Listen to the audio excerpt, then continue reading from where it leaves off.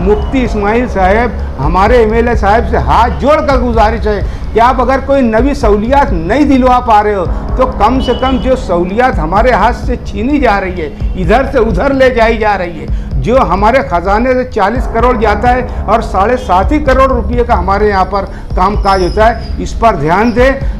Registrar office मुफ्ती इस्माइल साहब की निगाहों के सामने सोयगांव में लेके चले जा रहे हैं, इन्होंने कुछ नहीं कहा। मतलब हम हमारा हक भी नहीं मांग पा रहे हैं। इतनी मोहताजी और मजबूरी की एमएलएशिप मेरे समझ में नहीं आता है कि मुफ्ती मोहम्मद इस्माइल साहब इतने खामोश क्यों बैठे हुए हैं। मेरा आपको ये कहना है मुफ्ती इस्माइल साहब कि ये कुर्सी है, एमएलए साहब कुर्सी है, ये आपका जनाजा तो नहीं है। कुर्सी है, तुम्हारा ये जनाजा तो नहीं है। कुछ कर नहीं सकते तो उतर क्यों नहीं जाते। आप मारो मत, कोई आपको मारा, लेकिन कम से कम रो तो कि भाई मुझे मारा जा रहा, रोने का तो हक है। आप रोते भी नहीं हो। कल 2 अक्टूबर को सोयगांव में सब रजिस्ट्रार ऑफिस का इफ्तिताह हुआ। अभी तक के कोर्ट के सामने रजिस्ट्रार ऑफिस की 3 ऑफिसें चलती थी, जिसमें से एक ऑफिस कल उधर ले जाई गई सोयगांव में, ऑफिस नंबर 2 बची है। यहाँ पर 2 ऑफिसें, 2 में से एक कैंप में ट्रांसफ़र किया जा रहा है एक ऑफिस को। अब जो बची हुई एक ऑफिस है वो हमारे एमएलए साहब की जिम्मेदारी है कि वो सेंट्रल में लेके आ जाएं, एसटी स्टैंड के पास आ जाए या कहीं ऐसी जगह कि पूरे शहरियान के मध्य भाग के सेंट्रल हल्के के लोगों को आसानी हो जाए। ये तो हमारे लिए बड़ी दुख की बात है कि जो सहूलियात यहाँ पर हमारे यहाँ पर थी उनमें और मज़ीद पब्लिक को सहूलत देने की बजाय हमें बहुत तकलीफ़ का सामना करना पड़ रहा है। रजिस्ट्रार ऑफिस मुफ्ती इस्माइल साहब की निगाहों के सामने सोयगांव में लेके चले जा रहे हैं, इन्होंने कुछ नहीं कहा। इसके पहले जब वो एमएलए थे तो आरटीओ ऑफिस टेहरा में लेके चले गए, यानी खेड़े में, देहात में। हम लोगों का भी कोई भी किसी किस्म की भी ज़रूरत अगर व्हीकल के ताल्लुक से पड़ती है तो हमको वहाँ पर जाना पड़ रहा है। कितना लाचारी और मोहताजी की एमएलएशिप है हमारी। हमारा ये मानना है कि एमएलए जो रहता है शहर के विकास के लिए, शहरियों की सहूलियात के लिए पाबंद रहता है। एमएलए का काम है कि शहरियों को जितनी सहूलियात दी जा सकती हैं उतनी दी जाए, लेकिन हमारे एमएलए का आलमिया ये है कि हमारी जो पहले से सहूलियात थी, जो हमारा रजिस्टर ऑफिस था वो सोयगांव लेके चला जाया गया, जो हमारे यहाँ पर आरटी ऑफिस थी वो टेहरा लेके चली जाई गई, और पावर हाउस की जो ऑफिस पुराना अपने उपकाट थिएटर के पास में थी, पुराना आगरा रोड पर, वो उठाकर सोयगांव में लेके चले गए। अब हमारे लोगों को कोई तकलीफ़ होती है। इसके पहले एक वाक़या हो चुका है कि कुछ लोग वहाँ पर मोर्चा लेकर गए, अपनी मांगे, अपने बातें मनवाने के लिए, अपनी शिकायत दर्ज करवाने गए, तो वहाँ के आसपास के रहने वाले इन पर टूट पड़े, हमारे आवाम के ऊपर झगड़ा हुआ, मॉब लिंचिंग तक की नौबत आ गई। मतलब हम हमारा हक भी नहीं मांग पा रहे हैं। इतनी मोहताजी और मजबूरी की एमएलएशिप मेरे समझ में नहीं आता है कि मुफ्ती मोहम्मद इस्माइल साहब इतने खामोश क्यों बैठे हुए हैं।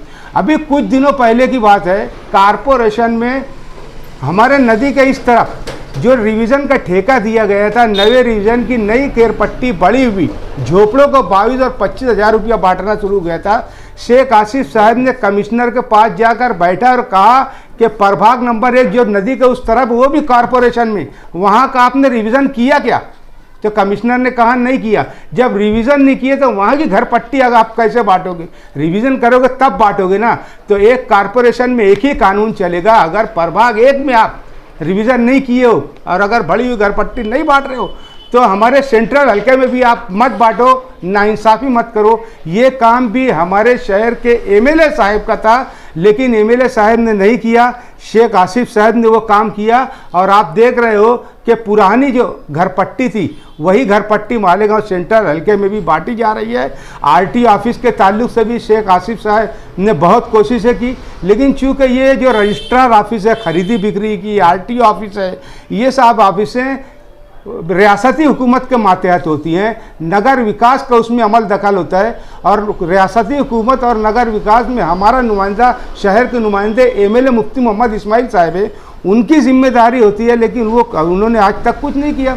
मेरा तो यहाँ तक मानने, अभी पीछे आपने देखा होगा मालेगांव शहर में जगह जगह बोर्ड लगा था, दादा भूसे साहब ने 100 करोड़ रुपया लेके आए। 100 करोड़ रुपये के विकास के काम में 70% जो था, 70 करोड़ जो था वो रियासती हुकूमत का, 30% जो था 30 करोड़ रुपया मालेगांव कारपोरेशन का, हमारा कारपोरेशन का था। और उस पर 10% अबो का टेंडर दिया गया। 10% मतलब 10 करोड़, वो 30% का 30 करोड़ और अबो का 10 करोड़, 40 करोड़ रुपये हमारे खजाने से जा रहा है। और मालेगांव शहर में मध्य विभाग में सिर्फ 7.5 करोड़ का काम हो रहा है।